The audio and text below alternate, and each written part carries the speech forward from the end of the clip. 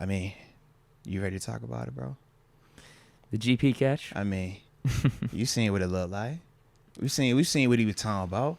You seen what the boy was on. How do you rank it versus the Browns one? It was practice, so it don't count. Browns one always count. Yeah, I think the Browns one was even. I think it was still better in general. You think so? Yeah. I think it's because it was in the game. That's why I feel like it was better. I feel like the difficulty was, just from my perspective, I thought difficulty was a little bit more challenging on the JPJ one because he was locked up. And then at the top end of the route, you see him do the I'm going to throw you by, and then just the crazy, insane body control to not just, get inside, but then get inside and reverse back outside. Whereas at least with the Browns one, it was more you're tracking it. I just felt like that would be a little bit simpler. Whereas that one, like I said today, was just like, what the heck, man? You seen the freeze frame of it, bro? Yeah, I'm sure part of it is due to he did it actually in a game. But I think part of me is thinking that Browns one, that's just all him. I could see in a world with JP being there, it almost like he helped him elevate a little bit. Like GP used him. You know what I mean? Okay. I can see that, yeah. His little backboard. Yeah, I can see that, man. Nah, it was an insane play, though. Yeah, man. either way. Good on good across the board. I was like, yo. It's up there. I like that, man. I like that. Well, here's the interesting thing to me. Because I remember after he made that catch in the Browns game, there was a bunch of teammates that came out and said, yeah, that's actually probably not even one of his top catches that we've seen thus far, like in practice and whatnot. Yeah. So, like, I wonder what's actually still out there we haven't seen from GP. That's what you want to hear, though, man. Like you said, when we would talk about AB, that's how it always was. Like, whatever we would see in stadium, we had already seen more or even crazier at times in practice. And it's a great feeling, man, when you got one of them type of players, man. That was my thing. Just initially looking at the play, I was like, yo, it just feels good to really have a guy that we feel like we could just throw it up there to. And he's legitimately one of those guys who's consistently come down with the ball, man. That's just something, like I said, man, when you have that type of talent, man, that type of ability out there, it just makes you feel like you always got a chance to strike quick. You feel like you always got a chance to flip the field.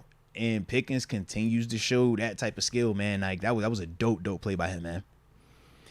You know what? Someone tagged me on X, and I thought this was a really good perspective. Yeah. I thought about it more after, and maybe I see another side to it, but the initial take was, I wish I had it. Wait, should I pull it up? I might pull this up. Yeah. Let me see if I can real quick.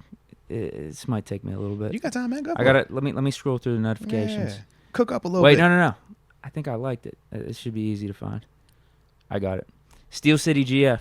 I don't know how I feel now that our business is in the streets with this GP highlight for the world. That's family drama.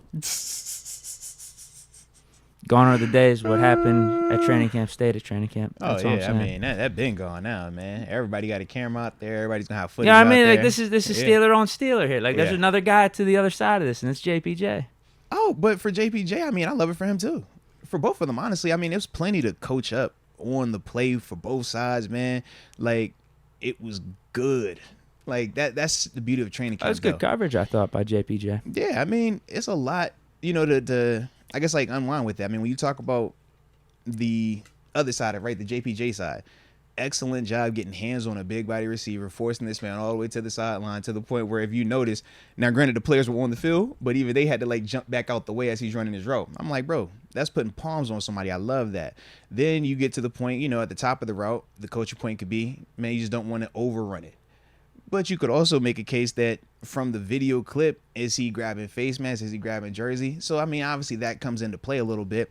But if a dude has to make that type of catch on you, man, you tip your hat to them and say, do it again.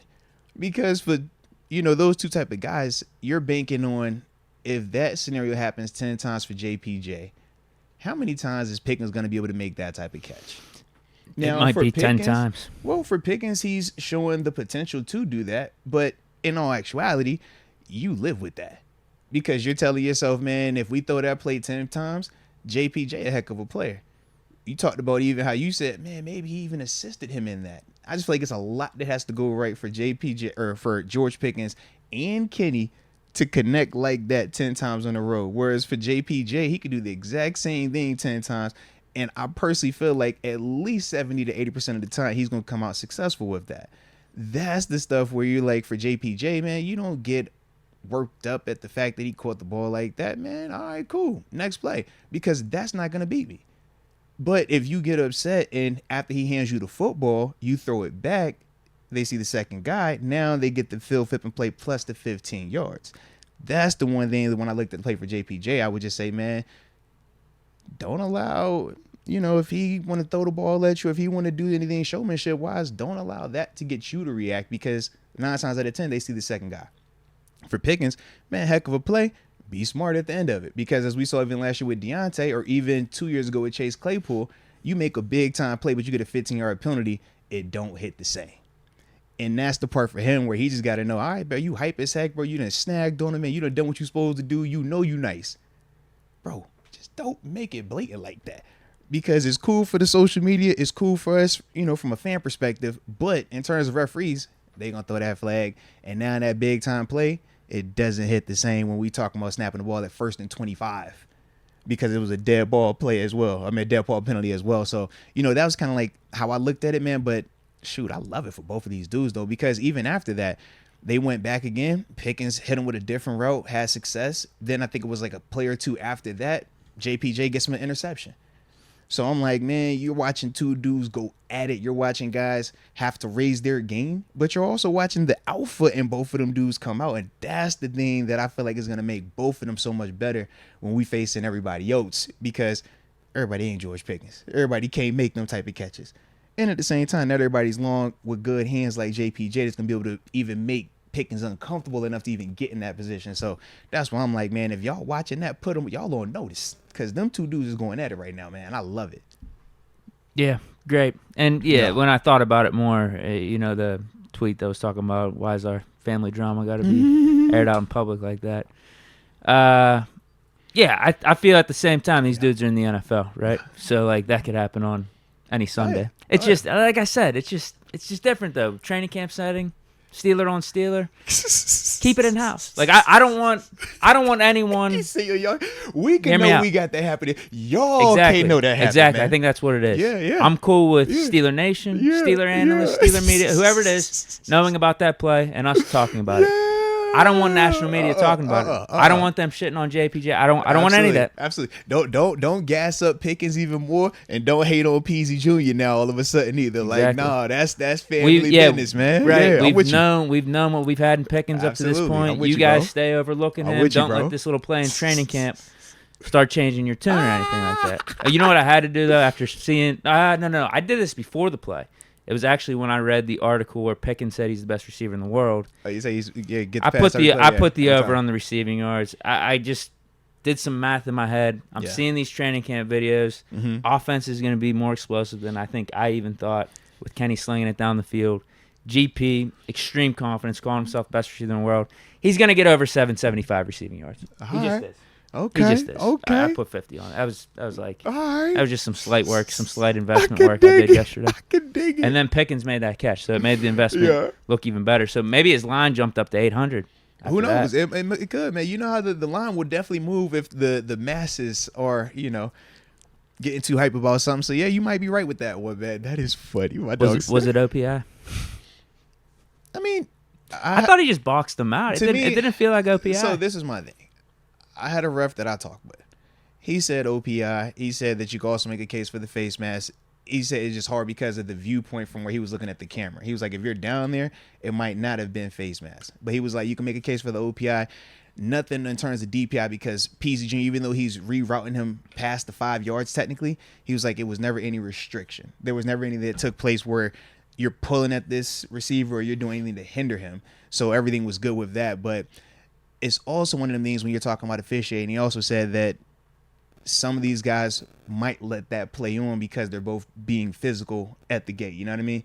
So if it's physical like that, kind of let it ride. We also know in terms of officiating, how inconsistent has it been? And that's the other part of it, man. So to me, that's why I wasn't like big on should it be a flag one way or the other. I was more so just looking at the rep itself and then more so what happened afterwards. For Pickens, it's like, you handed him that football, bro, that's a 15-yarder. PZ Jr., you throwing the football back at him, that's a 15-yarder. However we slice it, is like both of them two dudes, just in that sense, that's the only thing that I had. I'm like, everything else, I'm like, bro, for Pickens, man, you're gonna face some DBs that are real handsy. You're gonna face some DBs that are extra physical. You're gonna face some DBs that get the benefit of the doubt, that will be allowed to, pull up on you every once in a while. Can you still find a way to get open with that? And that was why I loved at the top of the route, the club by, and then getting in position to go backdoor like that, because that reminds me like what I would see AB do. You watch some of these guys, they're like, yo, they get real aggressive with AB. And even at the last second, just enough, he could fight through that. And it was almost like when I talk about playing like professional organized sports versus like pickup ball, and how it's different in terms of the rules of engagement. Professional sports, man, we buttoned up. It's certain things that I ain't got to do with you because, yo, you're not going to do that. But then when you play the pickup ball side, it's like, nah, we're going to be a little bit more aggressive. It's going to be a little bit more physical because the officiating is going to allow it to happen. And I think that that's one of the things that when you see a player that can do both, like we saw AB do. AB could play the beautiful pro game, or he could get nasty with you and play that pickup ball style. To me, seeing George Pickens, he's showing a little bit of both of those as well. And that's, what you want to see from a guy like him, man.